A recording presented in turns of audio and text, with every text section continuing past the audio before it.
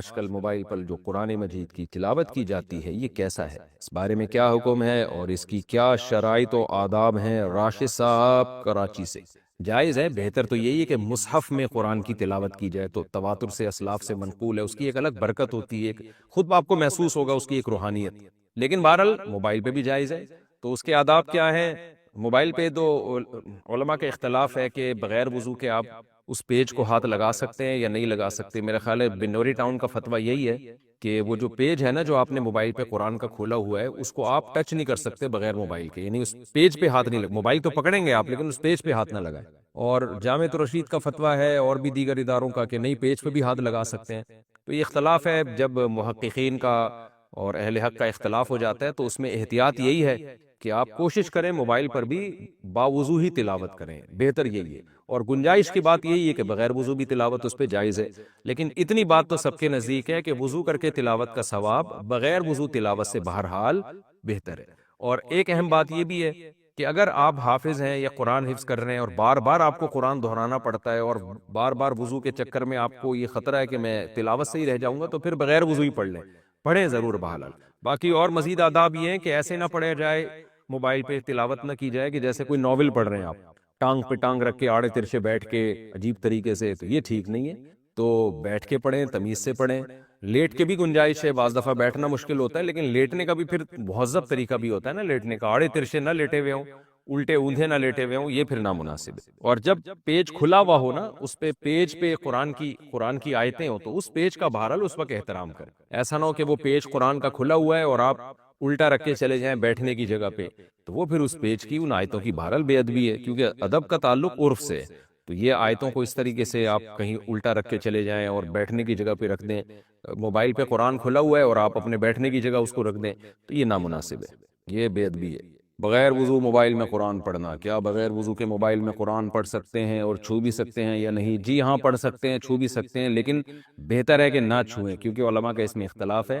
جس پیج پہ قرآن مجید کھلا ہوا ہے موبائل کے، تو اس پہ ہاتھ نہ لگانا بہتر ہے، لیکن لگا بھی سکتے ہیں کیونکہ بہرحال وہ ڈیجیٹل فارم میں ہوتا ہے۔ اس میں علماء کی دونوں رائے، احتیاط یہی ہے کہ نہ لگائیں، پڑھ سکتے ہیں، اس میں کوئی حرج نہیں ہے، موبائل کو اٹھا بھی سکتے ہیں۔ اور پوچھا انسان کا جتنا رزق لکھ دیا گیا ہے، نہ اس سے نہ زیادہ ملے گا نہ اس سے کم، بالکل ایسا ہی ہے۔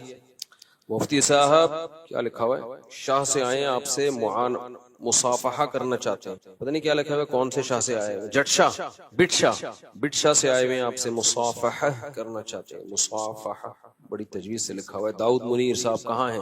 آ جائیں۔ مفتی صاحب میں آپ کے بیان میں ہر اتوار آتا ہوں، میری اہلیہ کا کہنا ہے کہ آپ کو حج کے برابر ثواب ملتا ہوگا، وہ بہت ناراض ہوتی ہیں، یعنی انہوں نے طنز کیا ہے کہ آپ کو حج کے برابر ثواب ہوتا ہوگا، تنزیہ کہا ہے انہوں نے آپ کی اہلیہ۔ ان کو بھی لے آیا کرو، خواتین کا بھی بیان ہوتا ہے نا، عمرے کا ثواب ان کو بھی مل جائے گا۔ وعلیکم السلام، سب سیٹ چل رہا ہے۔ یہ بٹشا کدھر ہے؟ ہاں چلو اللہ خوش۔ مفتی صاحب میں نے ایک لڑکی سے نکاح کیا ہے، بہت نیک آدمی ہے بھائی، کچھ جب قیامت قریب ہوگی نا تو لوگ اس پہ فخر کریں گے، میرا بیٹا ماشاءاللہ لڑکی کو پسند کرتا ہے، اس پہ فخر کریں گے لوگ، یعنی بالکل اسلام کے مطابق ہے۔ والدین سے چھپ کر کیا۔ اچھا، نکاح کا طریقہ یہ تھا کہ لڑکی نے میرے ایک قریبی دوست کو کال پر وکیل بنایا اور وہ نکاح کے وقت موجود تھا، میرے ساتھ ایک اور دوست گواہ کے طور پر موجود تھا، نکاح ایک حافظ قرآن اور سمجھدار شخص نے پڑھایا جو میرا کزن ہے اور نکاح کے مسائل سے واقف ہے۔ نکاح کے تمام ارکان یعنی ایجاب و قبول، وکیل، دو گواہ اور نکاح خواہ موجود تھے اور سب کو معلوم تھا کہ نکاح ہو رہا ہے۔ کیا اس طریقے سے میرا نکاح ہو گیا؟ لڑکی کا نکاح غیر کفو میں، جو اس کے جوڑ کا نہ ہو، تو اس میں باپ کی اجازت کے بغیر نہیں ہوتا۔ یہ جو حدیث میں آتا ہے نا لا نکاح الا بولی، کہ ولی کے بغیر نکاح نہیں ہے، تو اس کا مطلب ہمارے نزدیک یہی ہے کہ جو جوڑ کا نہ ہو، اگر جوڑ کا ہے تو پھر ولی کی اجازت کے بغیر بھی ہو جاتا ہے نکاح، اگرچہ معیوب حرکت ہے، کیونکہ دوسری حدیث میں بغیر ولی کے بھی نکاح نبی صلی اللہ علیہ وسلم نے خود پڑھایا، حالانکہ اس میں ولی کا کے بارے میں پوچھا ہی نہیں گیا کہ راضی ہیں یا نہیں ہے۔ تو ساری حدیثوں کو سامنے رکھ کے فیصلہ کیا جاتا ہے نا، کبھی بھی ایک حدیث کو سامنے رکھ کے نہیں فیصلہ کیا جاتا۔ تو خلاصہ یہ نکلا کہ اگر آپ اس کے جوڑ کے ہیں، اس کے پیرالل ہیں، خاندانی اعتبار سے، مالی اعتبار سے، دینی اعتبار سے، قومی نسب کے اعتبار سے اس کے جوڑ کے ہیں، تو نکاح ہو گیا، اگر اس کے جوڑ کے نہیں ہے تو پھر نکاح نہیں ہوا۔ لیکن یہ ہے بہرحال ایک بری حرکت، کیونکہ باپ کی پرمیشن کے بغیر نکاح کی شریعت میں حوصلہ افزائی نہیں ہے۔ بہت سے ائمہ تو اس کے قائل ہے کہ ہوگا ہی نہیں نکاح، احناف قائل ہے کہ نکاح ہو جاتا ہے، لیکن وہ بھی اس کی حوصلہ افزائی نہیں کرتے کہ کوئی ثواب کا کام ہے، اس کے سائیڈ ایفیکٹ بہت زیادہ ہیں۔ یہ کام جب کرنا چاہیے جب باپ ظالم ہو، وہ اپنی ذمہ داری پوری نہ کر رہا ہو۔ بعض علاقوں میں دستور ہے بیٹیوں کو بیچ دیا جاتا ہے اپنی عزت کی خاطر، اور بعض میں ہے کہ شادی نہیں کر رہے ہوتے ان کی، صرف اپنے خاندانی رسوم اور ناک کو باقی رکھنے کے لیے۔ جہاں ایسا ظلم ہوگا وہاں تو اس کی پرمیشن دی جائے گی، نارملی یہ کوئی اچھا عمل نہیں ہے، اور اس کا لڑکیوں کو بہت نقصان ہوتا ہے۔ لڑکے ان کو سبز باغ دکھاتے ہیں کہ جی کوئی بات نہیں بھاگ جاؤ ہم یہ اور وہ، بعد میں لڑکا نہیں رکھتا بھائی، اس کی جب خواہش پوری ہو جاتی ہے تو اس کو وہ لڑکی بوجھ لگنے لگتی ہے، پھر وہ جان چھڑانے کے موڈ میں ہوتا ہے۔ جب ارینج میرج ہوتی ہے تو پورا خاندان انوالو ہوتا ہے، چھوڑنا آسان نہیں ہوتا، اس لیے لڑکیوں کو کبھی ایسی حرکت کرنی نہیں چاہیے۔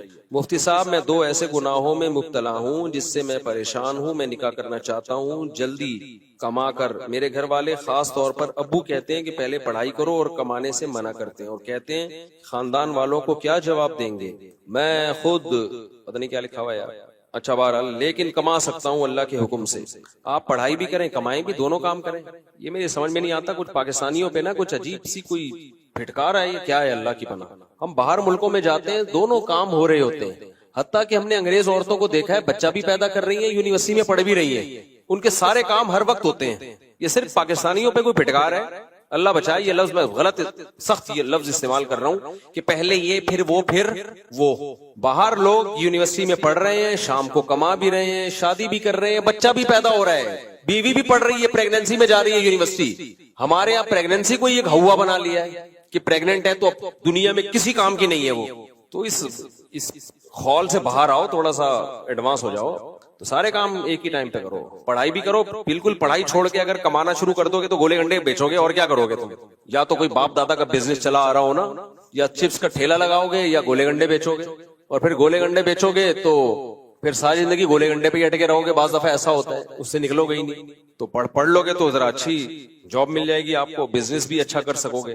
تو اس لیے پڑھو بھی اور سر مارو، کماؤ بھی، پڑھائی کے ساتھ ساتھ کماؤ بھی، شادی بھی کرو، سارے کام ساتھ ہو جائیں گے انشاءاللہ۔ پھر بچے بھی پیدا کرتے رہو ساتھ ساتھ۔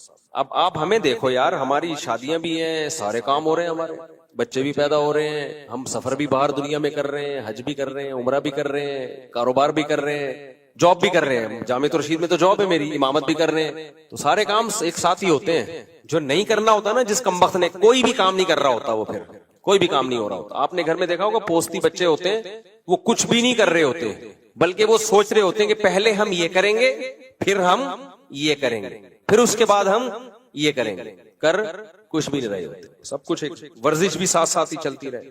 کیا خیال ہے؟ آپ اپنی صحت کا بھی خیال، کام گھر میں ٹائم بھی ہے، سب کام ایک ساتھ۔ اللہ نے دن 24 گھنٹے کا رکھا ہے، اس میں سارے کام دن میں ہو سکتے ہیں، اور اگر ایک دن میں نہیں ہوتے تو ڈیوائڈ کر دو، ایک دن یہ کام، دوسرے دن وہ کام، تیسرے دن یہ کام۔ اصل میں وقت میں برکت کی دعا مانگنی چاہیے۔ ہمارے اوقات میں آج کل برکتیں ختم ہو گئی ہیں۔ ہم ماضی میں جاتے ہیں نا، اسلاف کو دیکھتے ہیں، تھوڑی تھوڑی عمروں میں اتنی بڑی بڑی کتابیں، جو بڑی تحقیقی کتابیں تھیں، کیسے لکھ دی ان لوگوں نے۔ آج ہم وہ کمپوز کر کے نہیں لکھ سکتے، ٹائپنگ کر کے، جو انہوں نے کبوتروں کے قلم نہیں ہوتے تھے، جو بار بار سیاہی میں ڈبو کے ایک لفظ لکھا، پھر سیاہی میں قلم ڈبویا، دوسرا لفظ لکھا، پھر خشک ہونے کا انتظار کیا اس صفحے کا۔ اس طرح اتنی بڑی بڑی کتابیں لکھ دی ہیں، اور بڑی تحقیقی کتابیں۔ تو آدمی پوستی نہ ہو، بس سس نہ ہو، وقت کو مینج کرے تو سب کچھ ہو سکتا ہے۔ شادی بھی ہو سکتی ہے، پڑھائی بھی ہو سکتی ہے، کمائی بھی ہو سکتی ہے، اسپیڈ اللہ خود پیدا کر دے گا۔ اچھا میرے بھائی، مفتی صاحب دارالکفر کا فرق بیان کر دیجئے، دارالاسلام اور دارالکفر میں فرق کیا ہے؟ دارالکفر میں رہنے والے مسلمانوں کو کس حد تک اپنی حکومت کی اطاعت کرنی چاہیے؟ اگر ان کی حکومت کسی مسلمان ملک پہ ہی حملہ کر دے تو؟ آپ کسی بھی دار میں رہتے ہو، چاہے دارالاسلام ہو یا دارالکفر ہو، وہاں حکومت کے قوانین کو فالو کرنا لازم ہے، جب تک کہ وہ اسلام کے اگینسٹ کوئی حکم نہ دے۔ اور آج کل کے جو دارالکفر ہوتے ہیں نا، جتنے بھی، وہ اس ٹائپ کے نہیں ہیں جیسے پہلے زمانے میں ہوا کرتے تھے۔ آج کل کی حکومتیں سیکولر حکومتیں ہوتی ہیں۔ تو سیکولرزم کا مطلب یہی ہے کہ آپ کو مذہبی آزادی ہے۔ تو یہ زمانے میں آسانی ہے۔ اب امریکہ میں آپ رہتے ہو، آپ کو نماز سے روکیں، آپ کو کہیں زبردستی آپ شراب پیو، تو پھر آپ کے لیے یہ اطاعت جائز نہیں ہے۔ لیکن ایسا ہوتا نہیں ہے۔ تو اس لیے جو ان کے انتظامی قوانین ہیں، لاز ہیں، ان کو آپ کو وہاں فالو کرنا پڑے گا. البتہ جہاں اسلام نے آپ کو آرڈر دیا ہے تو آپ اسلام کے آرڈر پہ چلیں گے، لیکن وہ اس آرڈر سے آپ کو روکتے نہیں ہیں.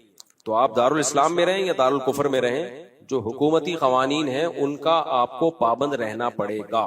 السلام علیکم. میرے دوست ہیں وہ ڈرامے میں کام کرتے ہیں، انہوں نے ایک ڈرامہ بنایا لیکن 4 سال ہو گئے ہیں وہ ڈرامہ چل نہیں رہا. تو آپ اس کلپ کے ذریعے چلوانا چاہتے ہیں کیا؟ اب ہر جاننے والے والا ان کو کہتا ہے کہ تو نے حرام کام کیا اس لیے وہ نہیں چل رہا، برائے مہربانی دعا فرما دیں کہ چلتا رہے. مجھے کیا پتا اس ڈرامے میں کیا ہے بھائی. 99.9% تو ڈراموں میں ڈرامے بازی ہوتی ہے اور کچھ بھی نہیں ہوتا. اللہ نے ان کو بتا دیا کوئی اور کام کرو. مفتی صاحب ہمارے علاقے میں ایک ڈکیت کو پکڑ کر جلا دیا گیا، آپ کی نظر میں عمل کیسا ہے؟ نبی نے فرمایا لا يعذب بالنار الا رب النار، آگ سے وہی جلا سکتا ہے جس نے آگ کو پیدا کیا. البتہ مسئلہ آج کل یہ ہے کہ ڈکیت کو کیسے، کوئی چھری بھی نہیں ہوتی لوگوں کے پاس، کوئی بندوق بھی نہیں ہوتی جس سے وہ مار دیں، تو پھر لوگ مجبور ہوتے ہیں کہ ہمارے پاس اب ایک ہی آپشن بچا ہے. تو اب کوئی آپشن نہیں رہا لوگوں کے پاس. میں یہ نہیں کہہ رہا لوگ یہ صحیح کر رہے ہیں، لیکن لوگ کہتے ہیں، لوگوں سے جب پوچھا جائے لوگ کہتے ہیں پھر کیا کریں، ہم چھوڑ دیں، کیا چھوڑ دیں ہم؟ تو اس لیے پھر لوگ مجبوراً یہ کام کر رہے ہوتے ہیں. تو اس لیے لوگوں کو جا کے لوگوں کے مسئلے لوگوں سے پوچھیں. میں کیوں، مجھے پھنسوا رہے ہو گے؟ میں اگر بول دوں گا کہ جائز ہے تو پولیس والے مجھے پکڑیں گے. آپ نے کہا ہے لوگوں کو کہ آگ میں جلاؤ، اگر میں بول دوں گا کہ نہیں کرو یہ کام تو پھر لوگ مجھے پکڑیں گے. ٹھیک ہے مفتی صاحب چھوڑ دیتے ہیں. کل خدا نخواستہ آپ کے گھر کے کسی بندے کو مار دیا تو پھر آپ بولو گے کیوں چھوڑا تھا تم نے؟ جس پہ گزرتی ہے وہ اس سے پوچھو نا. تو ڈاکوؤں کو اگر ایسے چھوڑ دیا جائے یہ تو پھر 25-30 بندوں کو اور مار دیں گے. تو جن کے گھروں سے جوان لاشیں اٹھتی ہیں تو ان سے پوچھو کہ ان کے بیچاروں کا حال کیا ہوتا ہے. کل مارا ایک سرجانی ٹاؤن میں ایک جوان لڑکے کو، اور آج بھی ایک ویڈیو آئی ہے جوان لڑکے کو، 22 سال کے لڑکے کو گولی مار دی ڈاکو نے. لوگ یہ بھی ہو سکتا ہے اپنی دشمنی نکالیں، کسی بندے کو پکڑ کے مارنا شروع کر دیا اور ڈاکو ڈاکو کہہ دیا تو پبلک آ کے اس بےگناہ کو بھی مار دیتی ہے. یہ بھی یہ ہوا ہے ایسا. ایک بندے کو پکڑا لوگوں نے، اپنی دشمنی نکالنی تھی اور لوگوں میں مشہور کر دیا ڈاکو ہے، موبائل چھین رہا تھا، لوگوں نے اس بندے کو جا کے مار دیا. بعد میں پتا چلا ڈاکو نہیں تھا. تو اس میں یہ بھی نہ جلد بازی سے کام لیا کرو کہ بھئی وہ پتہ ہی نہ ہو کہ یہ کیا ہے. مفتی صاحب میرا سوال عورتوں کے مسجد میں داخلے پر پابندی کے حوالے سے ہے، اور اگر ایسی پابندی موجود نہیں تو تمام مساجد میں عورتوں کو داخلے کی اجازت کیوں نہیں؟ داخلہ ایسے کریں جیسے کوئی اسکول میں داخلہ ہو رہا ہے، ان کا ایڈمیشن ہو رہا ہے. اس بارے میں کلپ ریکارڈ کروا چکا ہوں. بہت سے علماء کہتے ہیں بھائی دیکھو اگر خواتین کو ہم کھلے عام مسجد میں آنے کی اجازت دیں گے تو بے پردگی بہت ہوگی. تو کسی نے بھی یہ نہیں کہا کہ عورت کا مسجد میں آنا بذات خود ناجائز ہے. ظاہر حدیث میں جب اجازت دی ہے تو کون پابندی لگا سکتا ہے؟ اصل مسئلہ یہ ہے کہ جن شرطوں کے ساتھ اجازت دی ہے وہ شرطیں اس زمانے میں پریکٹیکلی ممکن ہے نہیں. 1-2 خواتین اس پر عمل کریں گی، میجورٹی عمل نہیں کرے گی، اور ایک بے حیائی کا سا ماحول بن جاتا ہے. تو اس لیے پھر مجبوراً روکا ہے، اور ان کی مسجد میں آنے کی فضیلت بھی نہیں ہے، کوئی شریعت نے ترغیب تو دی نہیں ہے. تو اس لیے تو باقی میری رائے یہ ہے کہ بھائی ایک پورشن خواتین کے لیے اس زمانے میں خاص کر دینا چاہیے. اس کی وجہ یہ کہ تاکہ ان کا مسجد سے لنک رہے. آنے میں بھی فتنہ ہے، نہ آنے میں زیادہ فتنہ ہے، بالکل ہی دین ایمان سے محروم ہونے کا خطرہ ہے. ہماری مسجد میں تو ہم اجازت دیتے ہیں، تراویح میں آتی ہیں اور بیان میں آتی ہیں، اتنی بھی کافی ہے. ایک جمعے کی نماز میں اجازت دے دینی چاہیے. 5 نمازوں میں تو یعنی کوئی خاص فائدہ نہیں ہے ان کے آنے کا، کیونکہ میں نے دیکھا ہے جن خواتین کو مسجد میں آنے کی جن مسجدوں میں اجازت ہے نا، وہاں ایک عجیب سا ماحول ہوتا ہے. ایسے خواتین چہرہ کھول کے گھوم رہی ہوتی ہیں، بہت ہی عجیب سا ماحول ہوتا ہے. کنٹرول آج کل بہت مشکل ہے. تو اس لیے جمعے کی نماز، عید کی نماز اور جن نمازوں میں بیان ہوتا ہے ان میں، یا رمضان میں خاص ماحول بنا ہوا ہوتا ہے تراویح کا، تو اس بہانے وہ تراویح پڑھ لیتی ہے. قرآن میں کہ اللہ اور رسول کی اطاعت کرو، اور اگر اختلاف ہو جائے تو اسے اللہ رسول کی طرف لوٹاؤ. اہل حدیث کہتے ہیں کہ ہم برحق ہیں اس آیت کی روشنی میں. تم لوگ امام ائمہ اربعہ کی طرف پھیرتے ہو، ہم اللہ رسول کی طرف اختلاف کو پھیرتے ہیں. یہ آیت پڑھی جاتی ہے یا ایھا الذین آمنوا اطیعوا اللہ واطیعوا الرسول فإن تنازعتم فی شیء فردوہ الی اللہ والرسول. ایمان والو اللہ رسول کی، وَأُولِي الْأَمْرِ مِنْكُمْ، آگے الفاظ میں بھی اللہ اس کے رسول اور اولو الامر کی اطاعت کرو، اور اگر تمہارا اختلاف ہو جائے تو پھر اس کو اللہ اس کے رسول کی طرف لوٹاؤ. تو وہ کہتے ہیں دیکھو جب آپ کا کسی مسئلے میں اختلاف ہوتا ہے تو بجائے اللہ رسول کی طرف لوٹانے کے آپ امام ابو حنیفہ کی طرف یا امام شافعی کی طرف لوٹا رہے ہوتے ہو. یہ ایک آیت پیش کی جاتی ہے. اس کا جواب یہ ہے کہ قرآن مجید نے جو حکم دیا ہے نا کہ ایمان والو جب تمہارا کسی مسئلے میں اختلاف ہو جائے تو اللہ اس کے رسول کی طرف لوٹاؤ. تو مجھے ایک بات بتاؤ، اللہ سے مراد قرآن ہے اور رسول سے مراد حدیث ہے. تو قرآن کی ایک آیت مراد ہے، یہ ساری آیتیں مراد ہے، پورا قرآن مراد ہے؟ بولو نا. ترا ایک حدیث مراد ہے، یہ ساری حدیثیں مراد ہے؟ پھر اس میں صحیح اور ضعیف حدیث میں فرق بھی کیا جائے گا، یا ضعیف اور حدیث کا صحیح کا فرق کیے بغیر لوٹایا جائے گا؟ تو تمام پورا قرآن اور ساری صحیح احادیث کا علم، اس کو علم کامل کہتے ہیں. تو جس آدمی کے پاس یہ کامل علم ہی نہیں ہے، پورے قرآن کا علم نہیں ہے، ساری حدیثوں کا علم نہیں ہے، تو وہ کیسے پورے قرآن و سنت کی طرف لوٹا سکتا ہے؟ تو یہ خطاب ہے ہی علماء کو جن کا علم، جو علم میں رسوخ میں کامل ہے. یہ رکشے چلانے والے اور ٹماٹر والے کو خطاب نہیں ہے. سمجھ میں آ رہی ہے بات کہ نہیں آ رہی ہے؟ جس کو نہ پورے قرآن کا پتا نہ ساری حدیثوں کا پتا. یہ خطاب ان لوگوں کو کیا جا رہا ہے جو علم میں کامل ہے، جن کو مجتہد کہا جاتا ہے کہ جب مسئلہ نکالنا ہو پہلے قرآن و سنت سے نکالو، اور اگر تمہارا اختلاف ہو جائے تو اپنی رسومات اور جاہلانہ رسومات اور خاندانی رسومات کو دیکھنے کے بجائے قرآن و سنت کو دیکھو. تو ان ائمہ نے یہی کام کیا ہے کہ قرآن و سنت سے مسائل نکالے، اور جب ان کا مسئلے میں اختلاف ہوا تو اس اختلاف کو کہاں لوٹایا؟ قرآن و سنت کی طرف لوٹایا. تو بہت سے مسائل میں اتفاق ہو گیا، بہت سے مسائل میں دلائل چونکہ دونوں طرف تھے لہذا ان میں اتفاق نہیں ہو سکا. اب ان کو دوبارہ قرآن و سنت کی طرف تھوڑی لوٹایا جائے گا، وہ اختلاف باقی رہے گا. کچھ باتیں کہنے میں بڑی اٹریکٹیو ہوتی ہیں دیکھنے میں، لیکن پریکٹیکلی وہ ممکن، وہ صرف ایک لفاظی ہوتی ہے. امام ابو حنیفہ، امام شافعی نے یہی تو کیا ہے کہ جب ان کا کسی مسئلے میں اختلاف ہوا تو کہاں لوٹا دیا؟ قرآن و سنت کی طرف لوٹا دیا. جہاں دلائل بالکل واضح تھے تو وہاں اتفاق ہو گیا، جہاں دلائل دونوں طرف سے وہاں کیا ہو گیا؟ اختلاف ہو گیا. اب جب اختلاف ہو گیا تو اس کو دوبارہ لوٹائیں گے تو اختلاف ختم تھوڑی ہوگا، کیونکہ ایک دفعہ لوٹا چکے ہیں پھر بھی اختلاف باقی ہے. اب اس کا حل یہ ہے کہ دونوں میں سے کسی ایک قول پہ عمل کر لیا جائے، دوسرے کو برا بھلا نہ کہا جائے. میں اس میں آپ کو اپنا ایک مناظرہ سناتا ہوں، پھر آپ کو یہ جو میں ایکسپلین کرنا چاہ رہا ہوں اچھی طرح سمجھ میں آئے گا.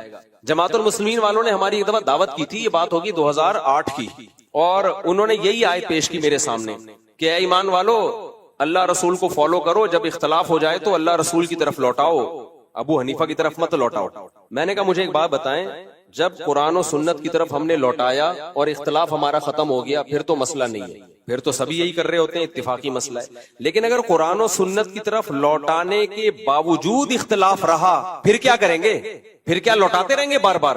تو وہ مجھے کہنے لگے جب اللہ رسول کی طرف لوٹائیں گے نا تو اختلاف باقی رہے گا ہی نہیں، ختم ہو جائے گا.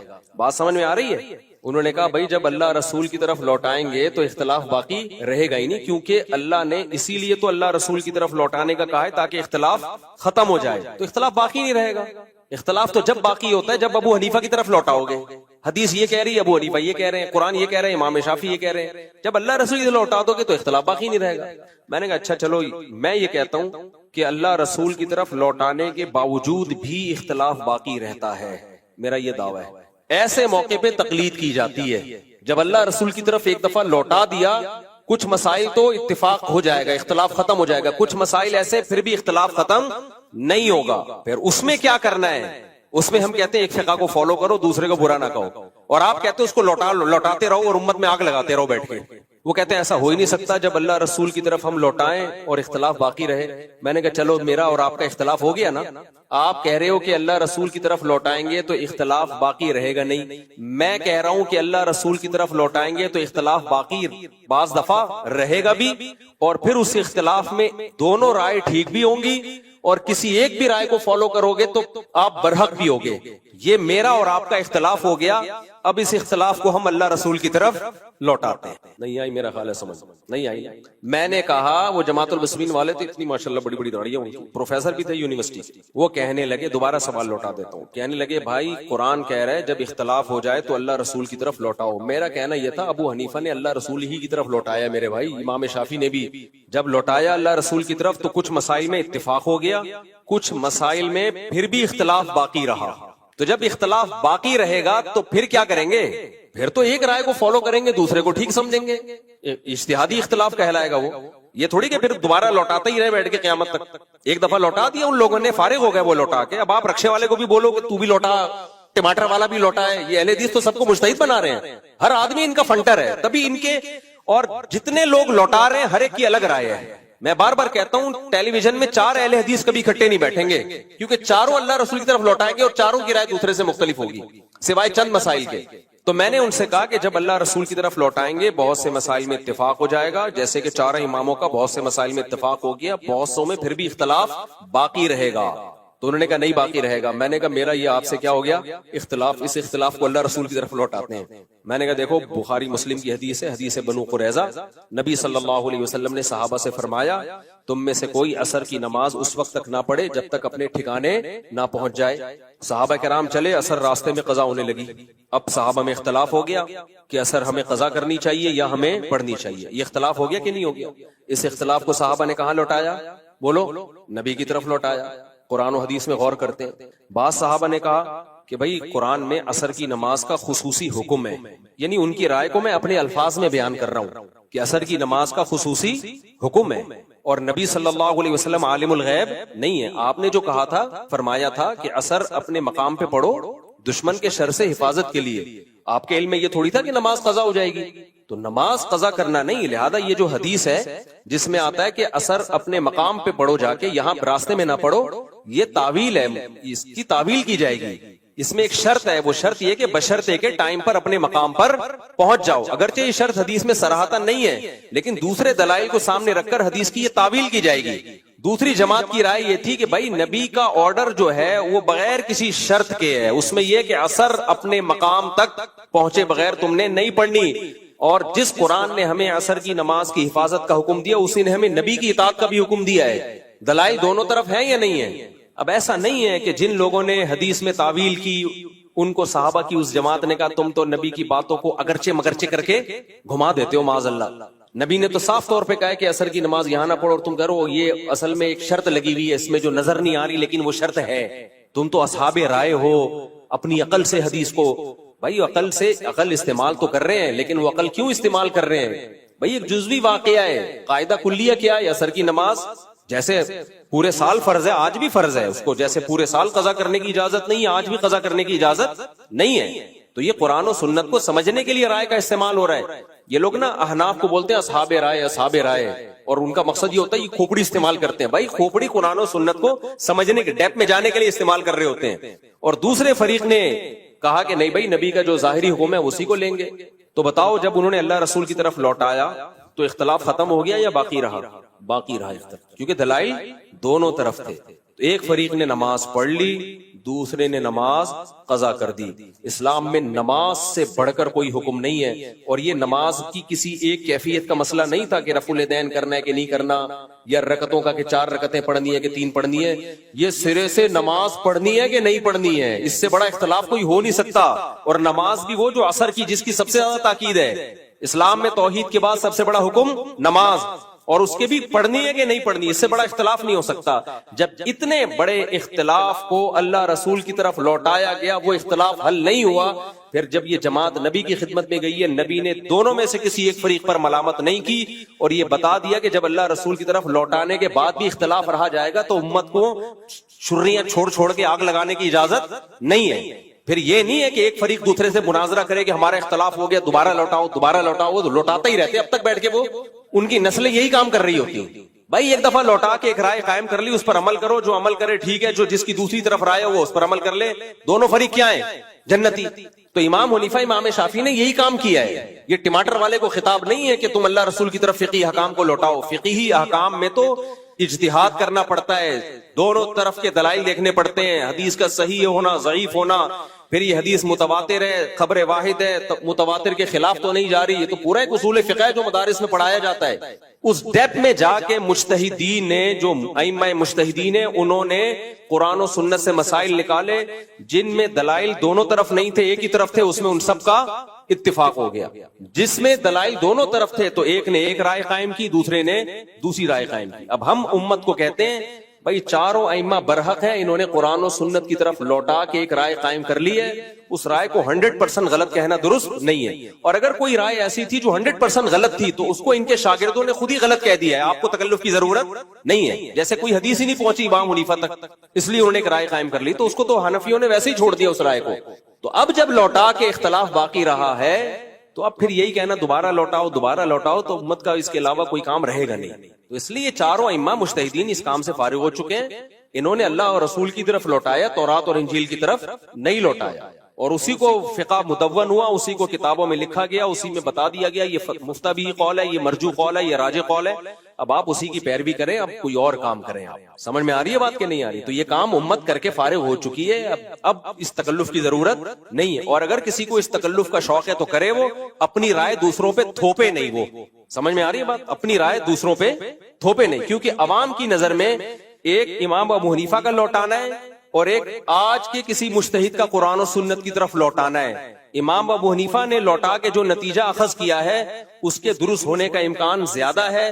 آج کا 15ویں صدی کا کوئی مولوی اگر قرآن و سنت کی طرف لوٹا کے نتیجہ نکالتا ہے, اس کے درست ہونے کا امکان کم ہے. سمجھ میں آ رہی ہے بات؟ دوسری بات یہ کہ آپ خود تو لوٹا سکتے نہیں, آپ کے پاس تو پورے قرآن اور ساری حدیثوں کا علم ہے نہیں. آپ نے کسی مولوی ہی کو فالو کرنا ہے, تو کسی اہل کو فالو کرو گے نا تو غلطی ہوگی تو بھی ثواب ملے گا, اور نا اہل کو فالو کرو گے تو غلطی نہیں بھی ہوگی تو بھی گناہ ملے گا. آپ کسی پروفیشنل ڈاکٹر سے جو اپنی فیلڈ کا اسپیشلسٹ ہو, علاج کرتے ہو, غلط ٹیکا لگا دے گا نا تو بھی لوگ آپ کو ملامت نہیں کریں گے. آپ کی جو ذمہ داری تھی آپ نے پوری کر لی ہے. آپ کو کیا پتا صحیح اور غلط ٹیکا کیا ہوتا ہے. لیکن اگر آپ نے قصائی سے ہی آپریشن کروایا, صحیح آپریشن بھی ہو گیا, پھر بھی لوگ جوتے ماریں گے آپ کو, یار ایک آدمی اہل تھا نہیں اور تم نے اس سے. تو آج کل یہ جتنے مجتہدین مارکیٹ میں آ رہے ہیں نا, جو کہتے ہیں ہمیں تمام احادیث اور پورے قرآن کا علم ہے, لہذا مجتہد ہیں, ہم تحقیق کر کے بتا سکتے ہیں, ان کو علم ہوتا نہیں ہے. ان کو صرف اپنے مطلب کی حدیث اور اپنے مطلب کی آیت معلوم ہوتی ہے, دوسرے فقہ کی یا دوسرے کی جو دلیل ہے اس سے یا تو وہ دیکھتے نہیں ہے, یا ان کو ان کی مینٹل لیول اتنا ہوتا نہیں ہے کہ ان کو وہ دلیل سمجھ میں آ رہی ہوتی ہے. اس لیے ہمیشہ جو آدمی جاہل ہوگا نا وہ اپنی رائے پر اڑے گا بھی اور اپنی رائے دوسروں پہ تھوپے گا بھی. جس کے پاس کامل مضبوط علم ہوتا ہے اس کو پتا ہوتا ہے فقہا کا اس مسئلے میں اختلاف ہے, اور لچک رکھتا ہے وہ اپنی رائے میں. تبھی ائمہ مجتہدین کو جو فالو کرتے ہیں وہ کیا کہتے ہیں, بھائی ہم ایک کی رائے کو فالو کر رہے ہیں اس امید کے ساتھ کہ یہ اللہ کی نظر میں ٹھیک ہوگی, لیکن اس امید کے ساتھ کہ ہو سکتا ہے دوسرے کی رائے ٹھیک ہو, کیونکہ دلائل بہرحال دونوں طرف. لیکن آپ ان لوگوں کو دیکھ لو, ہماری رائے تو قرآن و سنت ہے, باقی تو تورات اور انجیل پڑھ کے فتوے دے رہے ہیں, ان کو قرآن و سنت کا کیا پتا. اور جب ہم ان سے سوال پوچھتے ہیں کہ 3 طلاقوں میں بتا دو, قرآن میں کہاں لکھا ہے 3 طلاقیں ایک ہوتی ہیں, اللہ رسول کی طرف ہی لوٹا دو نا. وہ بھی نہیں لوٹا رہے ہوتے, وہ بھی صرف اپنے 8-10 مسائل ہیں جن میں ظاہری حدیث ان کے ساتھ ہے. ظاہر جیسے میں نے بتایا لا نکاح الا بولی, حدیث میں آتا ولی کے بغیر نکاح نہیں ہوتا. اب فوراً یہ کیا مسئلہ بیان کرتے ہیں, دیکھو حنفی لوگ کہتے ہیں ولی کی اجازت کے بغیر بھی نکاح ہو جاتا ہے, وہ فوراً حدیث پیش کرتے ہیں